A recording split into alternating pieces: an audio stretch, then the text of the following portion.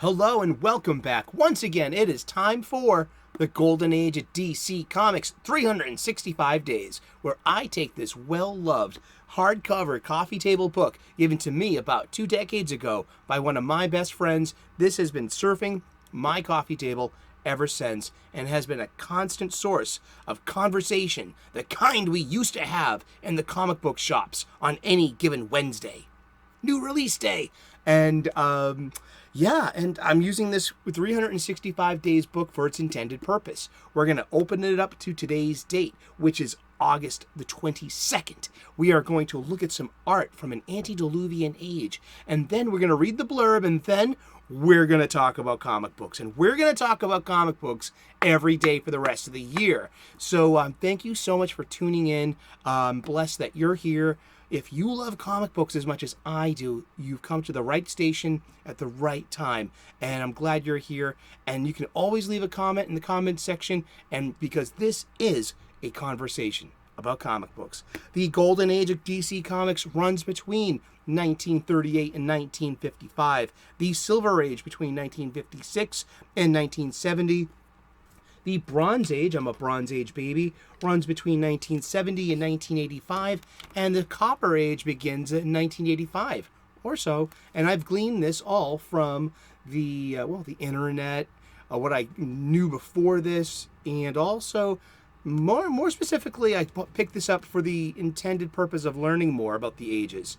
The Overstreet Price Guide. This is the most current edition, and the glossary really nails the definition of comic book ages. And pick one up. This is good stuff. And I usually put in something called the escapism caveat right about now. I've made a separate video, and I put it at the end of the show. And if you can, check it out. See what I have to say about activism and advocacy running wild over escapism, when both should be respected equally. And that's, let me know what you think in those comment section. Please like and subscribe, So let's get to it. Let's crack this book open. It's August the 22nd. This is art by Mac Rayboy from Master Comics number 22, January of 1942.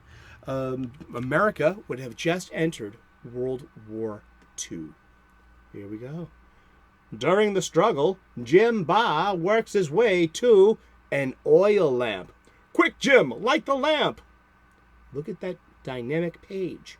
What is that supposed to represent? Well, let's read the blurb, and then let's talk a bit about light. And in art, light source. I love art.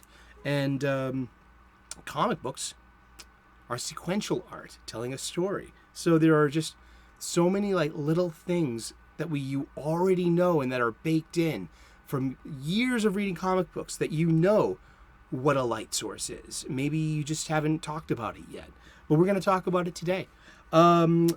It's a perennial mystery situation when the lights suddenly go out and mayhem ensues.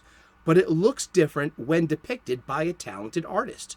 The unusual lighting effect comes courtesy of Mac Rayboy, working here on the Fawcett Publications character, Bullet Man. Fighting crime with a cone-shaped anti-gravity helmet, Ballistic Jim Barr was later picked up by DC, but never put to much use. Rayboy, acclaimed for his work on Captain Marvel Jr., drew the newspaper strip Flash Gordon from 1948 until his death in 1967. So let's look at this once again. Let's interpret this too. Art has a lot to do with interpretation. So the lights are out. The lights just went out. This yellow with the stark black two-tone here is meant to represent absolute darkness. And our hero is running towards an oil lamp, which is not dependent upon light bulbs in the electrical grid or the power switch. I mean, okay, there's a lot of young people out there, according to, my analytics. What's an oil lamp? Oh, you might remember Aladdin, the Disney movie, where there was a genie inside the lamp. That's an oil lamp.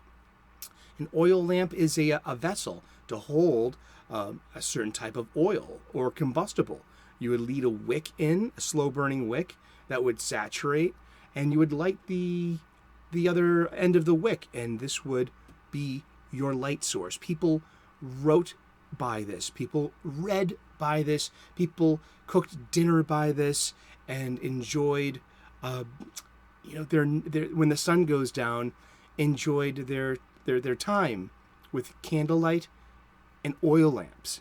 And that was pretty much the standard until pretty much before the golden age of DC Comics. But let's talk a bit about light. I mean, it's one of those foundation things that could be overlooked and it's underrated. And I've just looked up some light when it comes to art, whether it's photographic or even drawn or painted. There are 4 types of light to consider when painting. There is front, form, rim, and a backlight. And there is indoor and outdoor lighting. There's direct lighting. There's overcast. There's mood lighting. But all of these variations can be grouped into those 4 categories. Front lighting it's perhaps the most challenging conditioning for painters, yet happens to be most widely used. Something like this ring light. This is a front light. You know, if I were to turn this off, most of the light would be coming from behind me, and I would be in a state of shadow. Form light is the easiest and most common setup. Lighting condition helps us define the illusion of 3 dimensions. I'm reading this from swintonart.com. It's a really interesting article I found doing some research. It gives us the illusions of 3 dimensions by giving us a light side and a shadow side to create form. Alarming, I know, isn't it, huh? I live down the street from a firehouse. Good luck. Come back safely. Typically, 3/4 to 2/3 of the subject is illuminated by light, which is also in a specific area too. So you get a sense of geography from where the light source is emanating from. Let's see, there's also rim lighting. In this lighting condition, the subject is 3/4 or more in the shadows and 1/4 or less in the light. And the light is actually coming from behind the subject, creating a brilliant illumination. Fantastic for dramatic effects. And then there's backlighting. As the name suggests, the light source is behind your subject, similar to rim, but with very little to no edge light. This can be difficult to paint, but extremely good for creating drama. Be careful not to over your model in shadows. Yeah, I mean, and then there's something I picked up from the Philadelphia Museum of Art. And it's just, it's a page. It's a PDF handout that they give to the high school students that come for their field trips. I love this kind of information. And it's light often describes the light source or light reflected within the composition. In realistic compositions, if there is light, there is a shadow. Possible characteristics: chiaroscuro, brilliant, dark, bright, shadows, shade, holy light, which is in, the kind of, that's its own topic. Think Cuba Gooding Jr. and Jerry Maguire. He always had a halo effect around him. There was something holy about that character. It said a lot about his character as well. It was a lot of show, don't tell. Holy light, night light, moonlight, sunlight, bulbs, morning light, dusk, diffused, dim, filtered, illuminated, clear, highlights, foggy, mystical, realistic, imaginary. There's reflecting light, light that bounces off of objects, and glowing light, which is the source of the light itself. And these are all part and parcel with a comic book panel. Mostly every comic book panel is designed with this baked into it. Light source. How are we illuminating this scene, this one panel? Now, it could be different in the next panel, but the sequence, tells the story. Yet in the art itself, light is very, very, it's very important. But I think it's never talked about as much as it should be. And what do you think? Leave a comment in the comments section. continue this conversation. It's kind of like what I think about modern movies and CGI, computer-generated imagery. That the computer, especially when you have you have a live-action movie that's supported by special effects using CGI. And then there's quite a literal, your mind sees this, your eye sees this.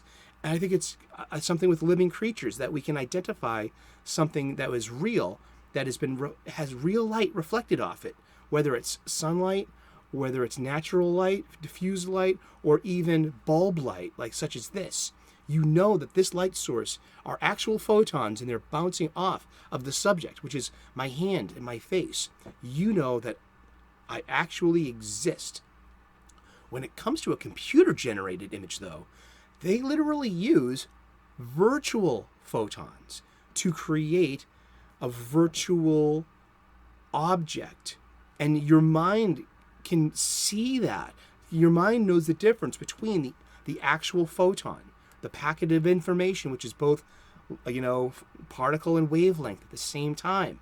I mean, and through our biology, through these eyes, through this our wetworks of our brains, we're able to discern that this is light. It contains heat.